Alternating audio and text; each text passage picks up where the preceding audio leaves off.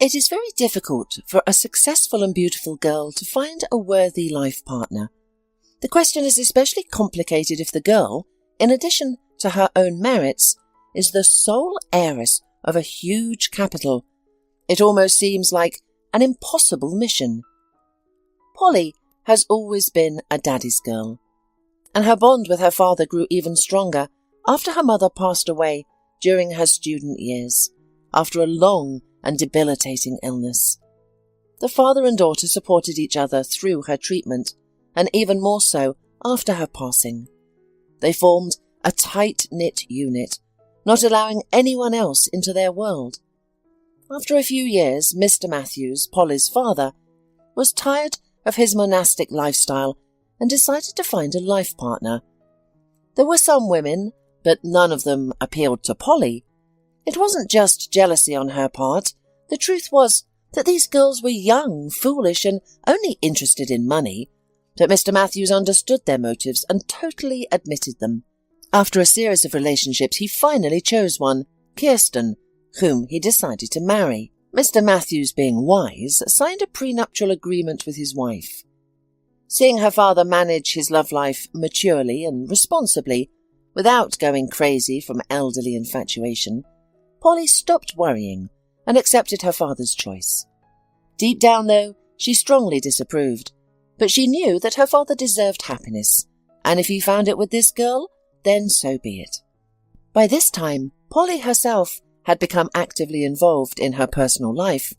Initially, potential suitors fell into two categories: those who genuinely liked Polly, but were afraid of her strong character, ambition, and sense of responsibility, and those who were fearless and only interested in her financial situation. Both options were unacceptable to a sensible person like Polly. The girl was deeply upset for a long time, but eventually she gave up and stopped thinking about it, hoping that fate would intervene. And indeed, a chance played a significant role in Polly's personal life. Just a few months after deciding to focus entirely on her career, a fateful encounter occurred. One evening, a colleague from work invited Polly to her bachelorette party. It would have been awkward to decline, so Polly reluctantly agreed, planning to leave after a few hours with a plausible excuse. But the chosen restaurant had live music. The musicians, a small orchestra, played exceptionally well, but it was the saxophonist who captured Polly's heart. He was incredibly attractive and played with such improvisation that Polly couldn't help but be enchanted. Sensing Polly's attraction, the saxophonist announced from the stage that the next composition would be dedicated to the most beautiful girl in the city. It was a compliment no woman could resist, and Polly was no exception. The evening continued with a gallant invitation to dance and a gift of an expensive bottle of champagne sent to Polly's table. This is how Polly's romantic relationship with Albert began. No one anticipated anything serious. However, their relationship not only continued, but also gradually developed. After about 6 months, they decided to live together, and on the anniversary of their meeting, Albert proposed to Polly. Mr. Matthews, to put it mildly, was not happy with his daughter's choice. He believed that a third-rate musician from a tavern could never match his daughter. But Polly stood up for her choice, especially since her father himself was married to a woman from the provinces. "Fine," Mr. Matthews conceded, "but this marriage will be subject to the same terms as mine. In the event of divorce, or God forbid your death, your husband will only receive a small portion of your inheritance." "Of course, I have already written a will in your favour, and as a backup heir. The city's charitable organisations have been included. And of course, we will have a prenuptial agreement. I'm not naive, Dad," Polly replied. She was aware of all the risks and dangers, and despite her love, she never turned off her critical thinking. "Does your fiancé know about your intentions? I doubt he will be pleased about this news," sarcastically retorted her father, and he was right. Albert was unpleasantly surprised by this turn of events. "Why? We love each other." Albert seemed genuinely perplexed. "Exactly. If you love me, you should want to protect me," insisted the bride. "From whom? From myself?" he questioned, his eyes filled with surprise. "From any unfortunate event that may occur. Life is long. Father sees it as a necessity, and I agree with him. I have had a will for a long time, just in case, and I strongly insist on a prenuptial agreement. And by the way, it is my father's terms. I cannot go against his word, no matter how much I want to." Polly played her strongest card, leaving Albert with no counter-argument. He had no choice but to agree, both to signing the document and to the proposed text. Naturally, Mr. Matthews took care of everything, ensuring that every detail was meticulously reviewed by a competent lawyer. Although Albert made concessions to Polly and his future father-in-law, Mr. Matthews remained dissatisfied by his daughter's choice. "Polly is capable and can earn a lot with her intellect, but can a saxophonist provide for his family? Music is undoubtedly a wonderful occupation, but Albert is clearly not a virtuoso. What about supporting his family? And what about the children? I wish he would earn enough for his own needs, at least."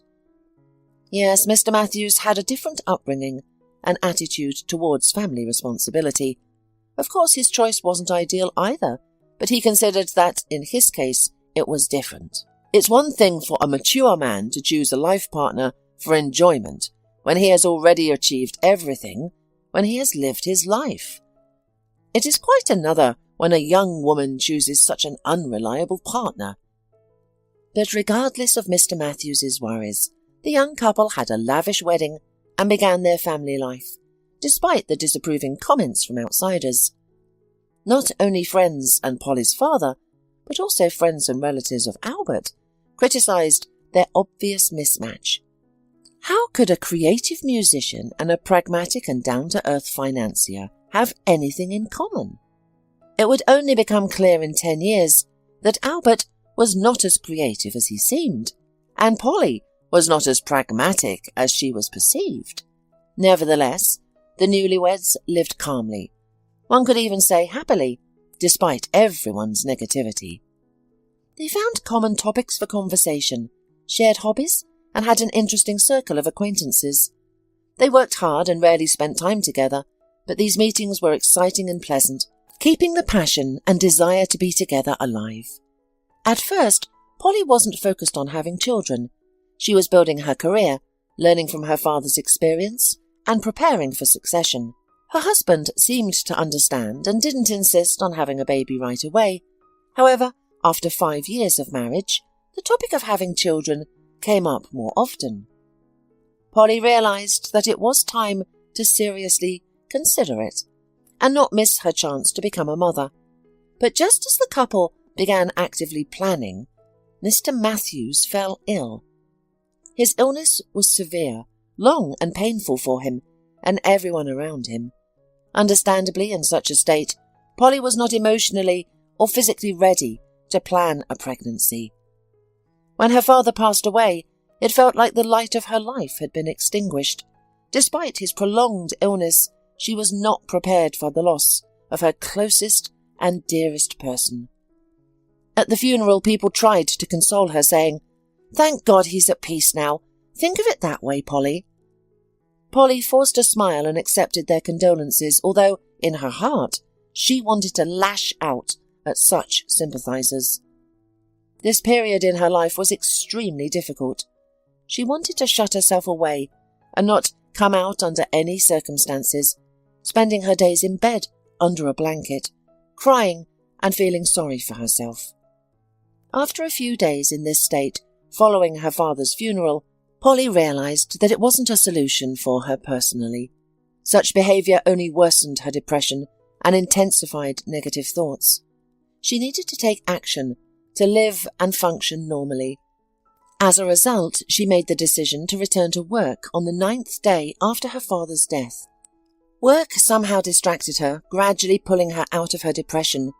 Responsibilities, tasks and problems constantly arose and needed to be solved. She had to lead people and make important decisions. Polly constantly reminded herself that her father wouldn't want to see her crying and having tantrums about him. He would want to see a worthy successor to his endeavours. The period of life was hardly better than the years when her father was seriously ill. Back then she could see him, be with him, seek his advice and simply talk to him. Now it felt as if she was completely alone, surrounded by the rest of the world. Albert was there for her, but Polly's father's illness had strained their relationship and created a significant rift between them. They were physically side by side, but emotionally separate. That's why it came as a complete surprise to Polly when Albert started such a conversation at a rare dinner together. "Polly, we have a wedding anniversary coming up, 10 years, so maybe we should celebrate it properly," Albert asked, his voice filled with tension and doubt. "I understand that it has only been 8 months since the death of your father, and we are still in mourning, but I believe he would want to see you happy, smiling. We've experienced so much trouble and grief in the past few years. We deserve a celebration. Some positive emotions. What do you think?" At first, Polly was extremely sceptical of the idea, especially since Albert offered renting a restaurant and inviting family and friends for a full-fledged anniversary celebration. Polly didn't feel like it was a significant event, especially considering the strained relationship she had had with her spouse in recent years. "Think about the positive memories, the happy moments," Albert persisted. "Maybe it will help us become closer again, to remember why we got married and how happy and in love we were." "Why do we need a crowd of people for this?" Polly questioned incredulously. "Well, they are our loved ones, good people. They will come, be happy for us, give us gifts, and say nice words. It will definitely improve your mood, at least for that day. Look at yourself. You always seem so gloomy." Seeing Polly's nervous grin in response, Albert quickly added, "I didn't mean that you have no reason to feel that way. God forbid. I'm not blaming you. I just want to cheer you up. Maybe we can still make things work. I want it so badly," he said, taking his wife's hand in his palm. "Okay." Polly gave up after thinking over the idea. "But who will organise all of this? It sounds like a grand celebration, which is nice, but it will take a lot of time and effort to plan. I don't have the ability or resources for that. I'm sorry." "I understand, and I don't expect you to do it all by yourself. I have my own resources and specially trained people to help me. We'll hire a firm to take care of all the organisation," Albert suggested. "So I'll just need to show up at the appointed time and place?" Polly clarified. "Exactly. Preferably with a good mood, but I won't insist." Albert smiled in response. Polly agreed. After all, if nothing was required of her, maybe Albert was right, and it could be good for their relationship. What if everything could still be fixed and saved? After all, marriage requires compromise and giving in to your partner. Albert was so involved in the planning process, constantly sending photos and videos and writing to his wife, that she eventually became willingly ignited by the upcoming event. By the appointed date, Polly was already filled with enthusiasm, which infected her husband.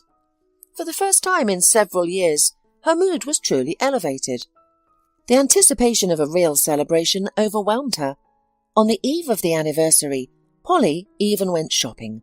She wanted to look beautiful on this evening for him. Polly carefully selected her dress and even booked an appointment at the beauty salon.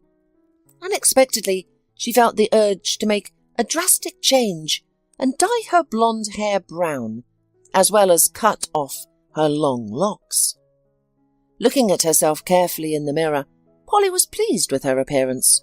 Her figure-hugging black dress suited her well, and her straight brown hair, reaching the middle of her shoulder blades, gave her a refreshing look.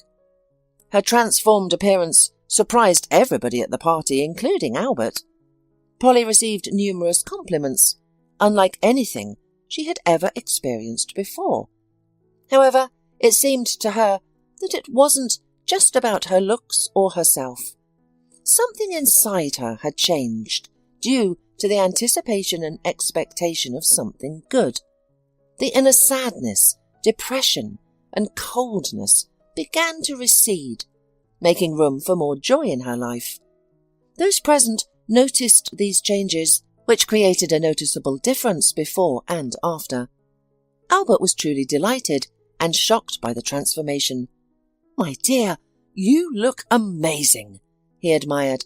He constantly toasted and complimented his wife, both privately and publicly. The guests also spoke kind and warm words, wishing them many more years of happiness together. The evening was truly magical. Polly felt incredibly happy. It was a long-forgotten feeling and emotion that she hadn't expected in years. She didn't expect to still be capable of such joy. But suddenly, the opposite of what she had felt just moments ago washed over her. Tears of sadness and despair started rolling down her cheeks. Her high spirits were replaced by a sudden collapse, as if triggered by a snap of her fingers. Instinctively, she sought refuge away from the guests, hoping to hide this sudden change in her state and mood. She entered the first door she found and closed her eyes tightly, trying to suppress the wave of panic and fear that seemed to come out of nowhere. Suddenly she heard a familiar voice. It was her husband, speaking on the phone. At first Polly couldn't focus on his words. Her inner state overwhelmed everything else.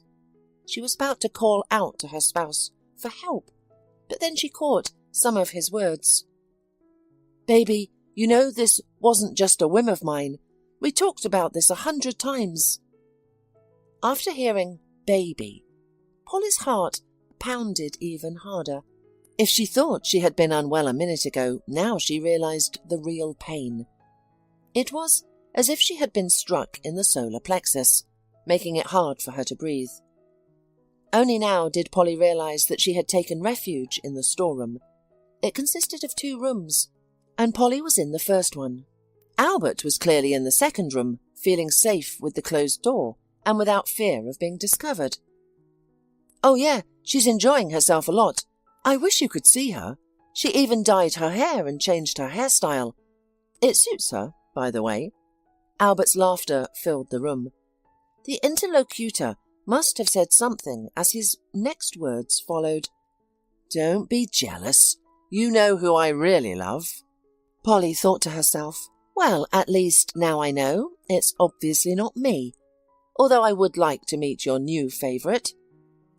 Meanwhile, Albert continued after a pause, speaking to his mistress in a tone full of tenderness and affection. "Well, come on. It's only a week left to endure. We've been waiting so long. Why are you so upset?" Polly couldn't recall him speaking to her like that, except perhaps at the beginning of their relationship. "Stop!" Polly interrupted her own romantic musings. What week are they talking about? What are they waiting for? Thankfully, the conversation continued. "Did you get the medicine? Everything should be untraceable." Albert bombarded his mistress with questions. Polly felt another blow as she received the words. Thoughts became jumbled in her head. Something that wasn't supposed to be discovered. Are they planning to kill me? When this thought struck her, Polly struggled to contain her panic and horror. No, that's absurd. My death wouldn't benefit them. Attempting to focus on both listening and thinking proved challenging, with distractions aplenty. The only idea that surfaced after Polly's husband's last comment was the urgent need to activate the voice recorder on her phone. "I have to go," Albert replied to the unseen interlocutor. Upon hearing this, Polly was prepared to silently retreat instantaneously. However, her husband's mistress wasn't ready to let him go. "We've already discussed this, my love. Everything is prepared. We've gone through the plan multiple times. Medication, calling an ambulance, psychiatric evaluation, declaring incapacity, guardianship. It's straightforward." Polly leaned against the wall, grateful for the support it offered. Otherwise, she would have crumbled under the weight of such a clear and terrible plan. "Thank you, my hubby, for the accessible and concise explanation," she sarcastically muttered to herself, a grin on her face. That chuckle was the only defense her psyche had left. Pain, frustration, and despair threatened to make her scream at the top of her lungs. Polly gathered the shattered fragments of herself, desperate to remain composed and undiscovered. "I understand your worry. I'm nervous too, but it will all be over soon," Albert said affectionately. Polly wanted to storm into the room and reveal that she had overheard everything, but then a thought struck her. How safe would that be? We have been married for 10 years, and I never thought he could do this to me. What else did I not know about him? What else was he hiding? Contemplating this, Polly realized it wasn't safe to cause a scene or leave just yet. After all, he was still her husband. What other schemes could he come up with? Polly now knew the main point, and she returned to the restaurant hall. No, I must approach this differently, Polly reasoned to herself, now sitting calmly at the table, not showing any signs that something was amiss. So, they're going to admit me to a mental hospital and declare me incompetent. Well, that makes sense. It's basically the only thing my father didn't plan for. In case of my death and divorce, Albert will be left with nothing, while he and his new girlfriend need money. The woman pondered. There's no guarantee that they don't have another backup plan that could be even more dangerous for me.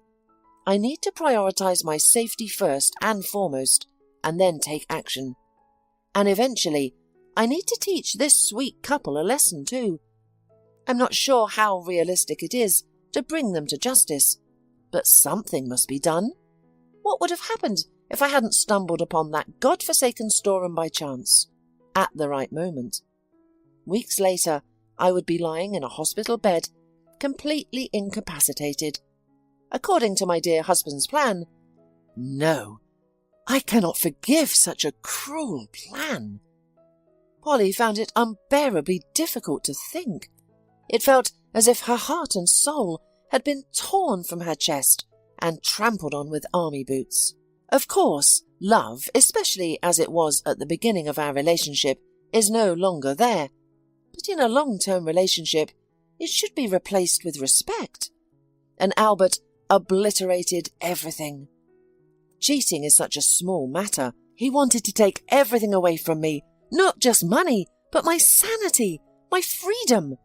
How can anyone be so cruel to another human being, especially to his own wife? It's inconceivable and impossible for a good, decent person. Apparently Albert is not one of those people. It's a pity that this realization came to me so late. All right, Polly, pull yourself together. We need a clear plan, Polly said to herself.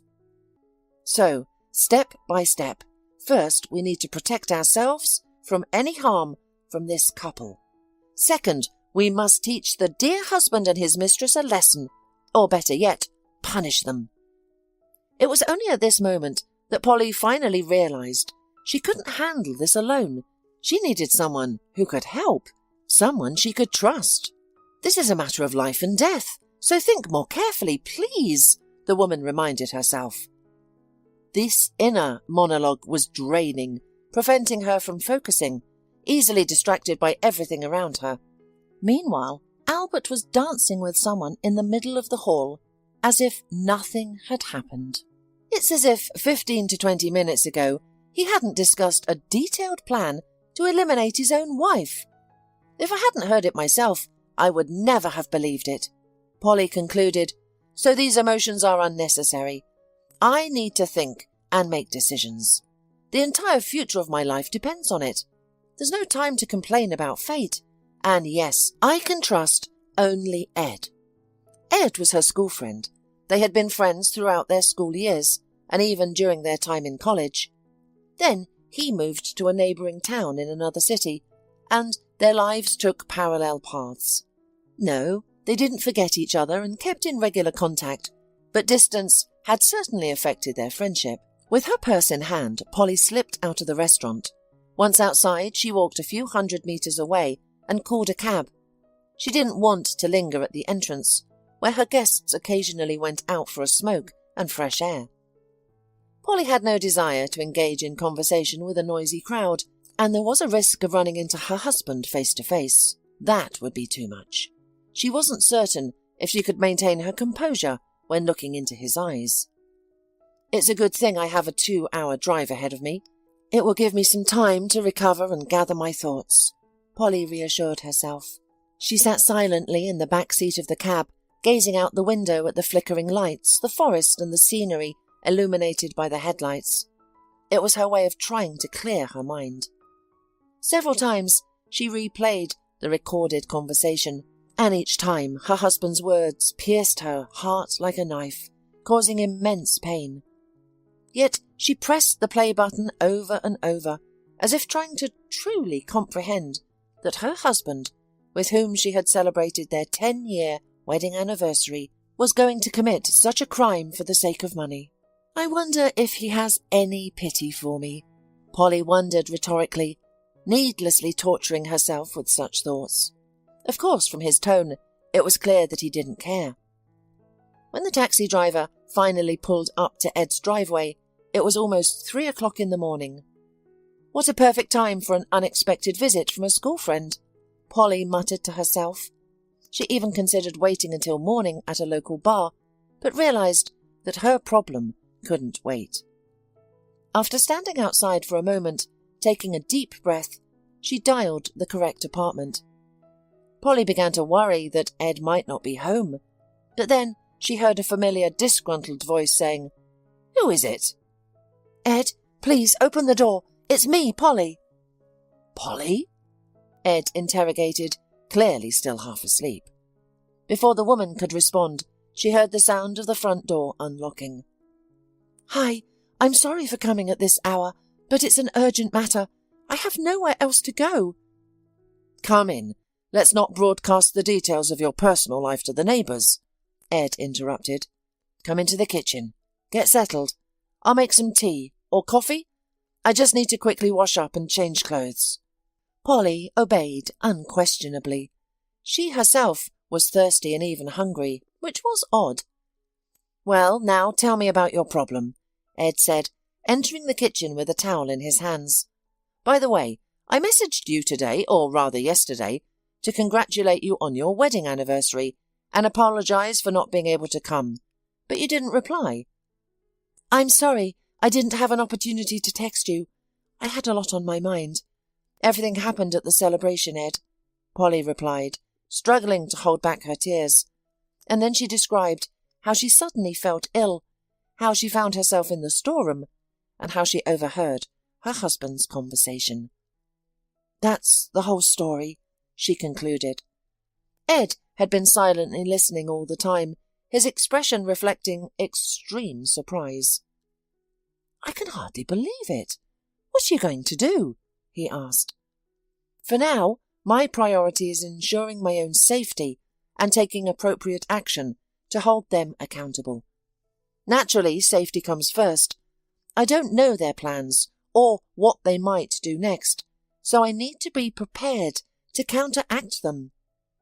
"Well, while you're here in my apartment, you're safe. No one can harm you," Ed realized. "Yes, that's why I came here. It hit me like a ton of bricks. Please forgive me for burdening you with my problems, even without apologizing for waking you up," Polly said, feeling immensely ashamed of her behavior. "Enough of that, or I'll be offended.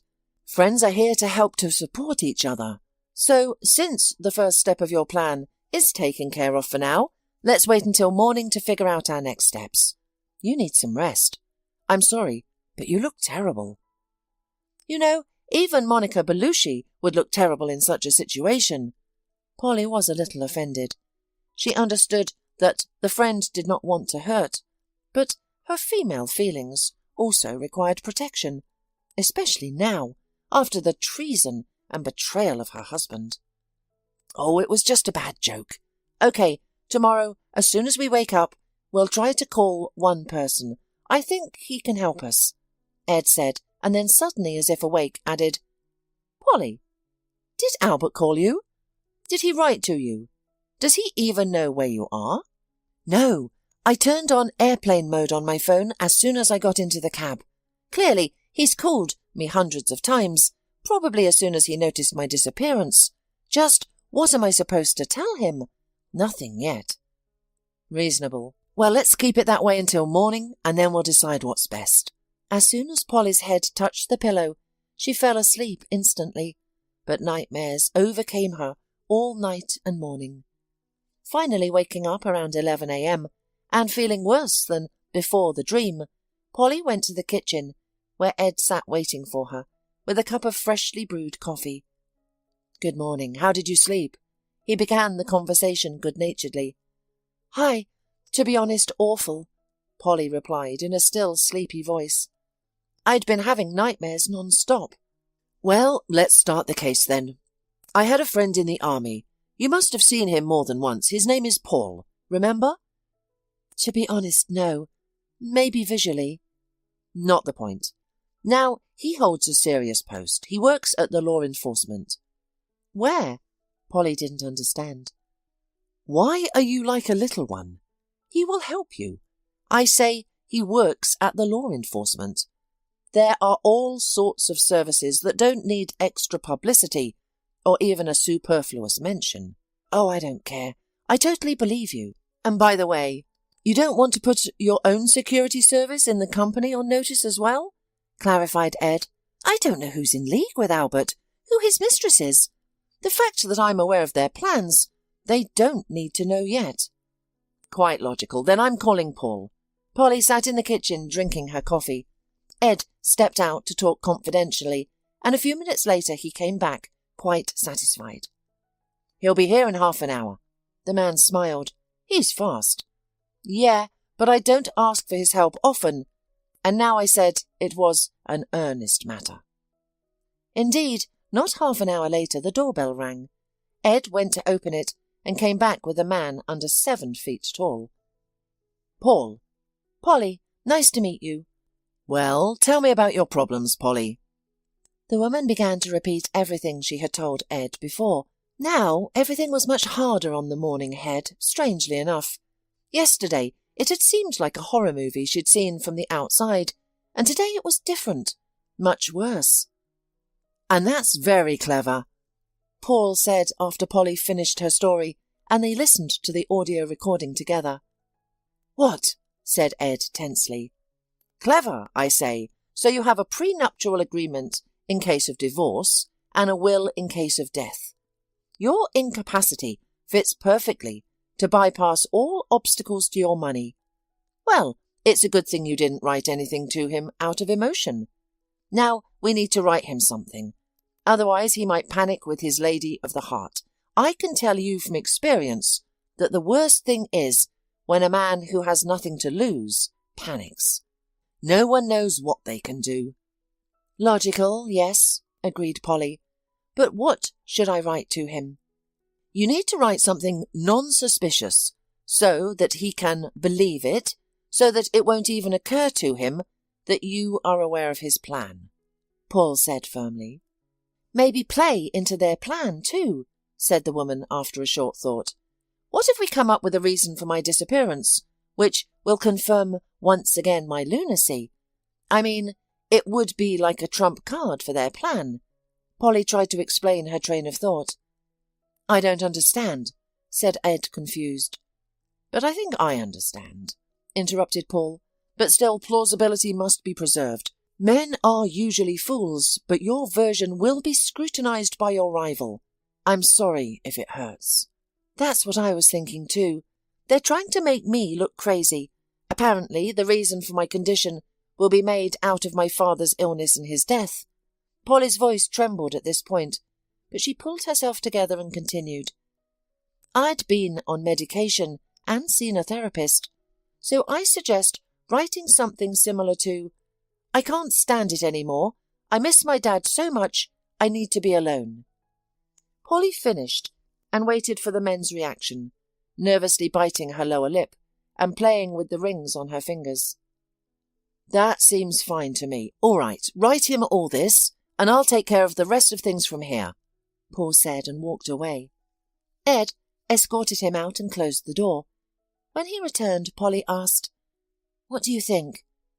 "If you trust me, then trust Paul too. He saved my life. I know who I'm vouching for." "Yeah, I'm not talking about him. Paul makes an extremely positive impression, though I shouldn't talk about it now. I'm the worst judge of character in the world. I'm asking in general. Neither you nor I are professionals in this matter. We delegated the task to a man who understands this business. And he gave us guarantees. I trust him. That's all I know, Polly. I'm sorry. I'm just very nervous, Polly said, and then added, Listen, I saw your bachelor's refrigerator. It's not good to eat like that. How about you go to the store with a list, and I'll cook for you on a large scale. Ed agreed with pleasure because he realized perfectly well that Polly needed to occupy her hands to turn off her head. The next few hours Polly spent quite actively. She cooked soup, made meatballs and put them away in the freezer. She also fried pork and even made pancakes. Ed went into another room so as not to disturb her, and when her friend finally called him to the table, he was simply amazed. Wow! Do you often cook so much? No, of course I don't have time. I don't eat much at home, Polly said sadly. Ed reproached himself for asking such a question. He started to eat and praise, trying to please the woman and change her mood. But all his attempts were in vain. Polly only sank deeper into her thoughts. I'm going to bed, okay? I'm a bit tired. Will you wash the dishes after yourself? Of course. Thanks, Polly. It's delicious. What Polly really wanted was just to lie in peace and quiet, to be alone with herself and cry. She felt sorry for herself, no matter how ridiculous and silly it sounded. Yes, she was a grown woman who felt sorry for herself, sorry for her 10 years with her husband, sorry that it was ending like this, sorry for her life. For about 4 hours, the woman lay staring at the ceiling in the dark, occasionally wiping away tears. When she finally began to drift off to sleep, suddenly there was a nervous knock on the door. Polly, may I come in? Ed asked. Paul's calling. Of course, come in. Instantly throwing off her sleep, said the woman in response. I'll put you on speakerphone, Ed said and pressed the button. Paul, you're on speaker. Polly is listening. In general, we found out the name of your husband's mistress, the organizer of everything you heard. It's Kirsten. Kirsten? Repeated the woman, not realizing at first who she was talking about. Yes, the widow of your father. We already know for certain that she is the organizer and mastermind of the intended crime. Albert is only a co-executor. Polly froze. It was a new blow. She had been expecting it, but it was simply impossible to prepare for such a thing. Paul said goodbye and disconnected. Albert continued to stare at Polly, waiting for her reaction. But the woman suddenly jumped out of bed and rushed past, pushing the man away, and the sounds of vomiting came from the toilet. Polly stayed there for about 20 minutes, while Ed anxiously waited for her outside. He had been concerned about her emotional state before, but now her physical condition frightened him as well. Finally, gathering her strength, Polly came out and asked in a weak voice, Ed, would it be too much to ask you to go to the drugstore? No, of course not. What do you need? What's wrong with you? Her friend instantly responded, pocketing the essentials. I need pregnancy tests. Can you please get some? Sure, I'm on my way. The man quickly closed the front door behind him.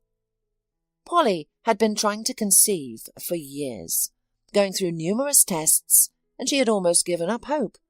And now she realized that she was almost 2 weeks late, to which she paid no attention. Stress and depression working almost around the clock. Then there was the added pressure of waiting for the anniversary. There was no time for thinking about that. Anyway, there was no doubt that she was pregnant. The pregnancy test was just the final confirmation. Ed returned quickly, seemingly literally running to the pharmacy. He bought 6 different tests, varying in price and characteristics, determined to be thorough, which even amused Polly. In a matter of minutes, all the tests showed the same result. There was a second stripe. Now she knew for certain that she was pregnant. Pregnant with her husband's child, who wanted to commit her to a mental institution and live off her money. Polly felt a panic attack coming on, but she was interrupted by Ed, who couldn't bear the silence, and knocked on the door. "Polly, are you all right?" he asked quietly and with concern. "Yes," the woman snapped out of her thoughts. "I'm coming out now." After washing her hands, Polly headed to the kitchen. "What's going on?" the man impatiently asked. "I'm pregnant, what else?" Polly replied. "Really?" Ed stammered. "Is it Albert's baby?" "Of course! Who else would he be? Unlike him, I didn't cheat." Ed looked at her with horror-filled eyes. He seemed more frightened and agitated than the expectant mother herself. "And—" he hesitated, cutting himself off mid-sentence. "I will give birth, of course. It's not the baby's fault. He doesn't need to know his father or be told about him. What matters is upbringing, not genetics. We've been trying to have a baby for years, but it never happened, no matter what we did. And now just one day, after discovering who my husband truly is, I find out I'm pregnant.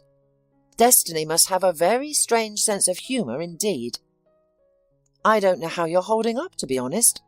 That's a lot of news for one day," the man said sympathetically and stroked Polly's shoulder. "Is there anything I can do for you?" "You already do too much for me. I don't have enough to thank you for all of your help."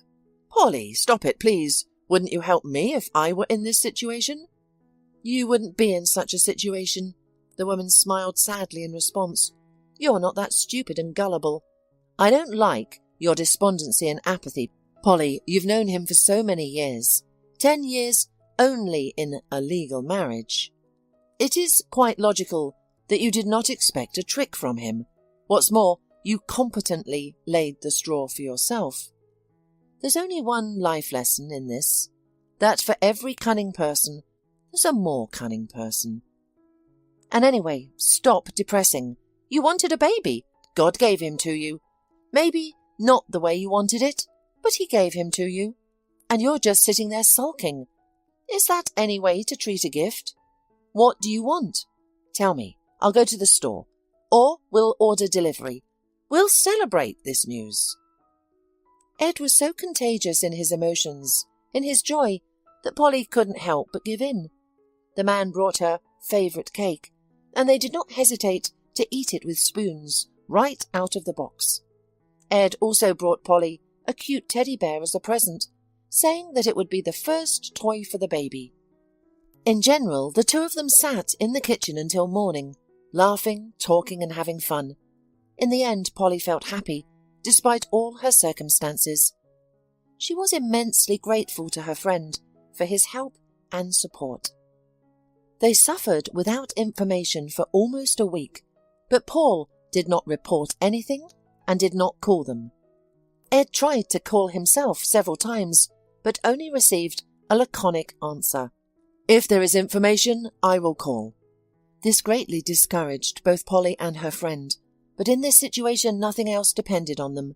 It was necessary to submit to fate and wait for results from the competent man. So they were greatly surprised by the doorbell ringing at 7 in the morning. Ed went to see who was there.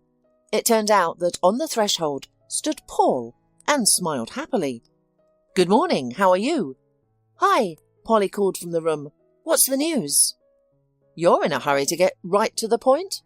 "I have news. Can you make me a coffee? I've just got off the road. I've been rushing half the night to get here." Polly, having hastily brushed her teeth and cleaned herself up a bit, ran to organise a quick breakfast and make coffee. When everything was set up and everyone sat down at the table, Paul began his story. "Sorry, I'm starving. Since yesterday morning, I've only been drinking water. There was no time at all. Anyway, Polly, get ready. Let's go back to your place in the city. The investigator is waiting for us. Albert and his accomplice have been detained. There's evidence, and they're already playing a game. Who will give up his accomplice faster?" Polly listened to the conversation in silence, afraid to even say something, afraid that it was a dream, that she would wake up again in a nightmare in that storeroom, and there would be no Ed and Paul next to her, and there would be no pregnancy ahead, but a place of residence in the padded room of a psychiatric hospital. "Polly, are you okay?" Ed asked, noticing the fact that the woman was silent. "I'm fine, guys. Thank you so much." Polly forcefully held back her tears. "It's early to thank yet. When they're convicted, then it's a different matter. But now you are perfectly safe because they will be in custody until the trial. They can't escape justice, especially as each of them has already signed a heartfelt confession," Paul reported. "Then why do I have to go to the investigator?" "To testify. You're the victim. You filed a statement. Well, you'll file it retroactively, so get your stuff." When Polly went to her room, Paul said to Ed, "You talk to her. She's going to have to meet her husband and his mistress. No other way." "No other way?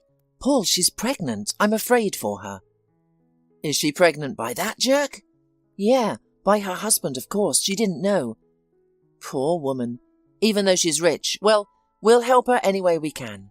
Even the trip back to the city was difficult for Polly, not to mention what she experienced at the investigator's office. It was so gloomy there. The investigator tried to cheer her up, but it didn't help.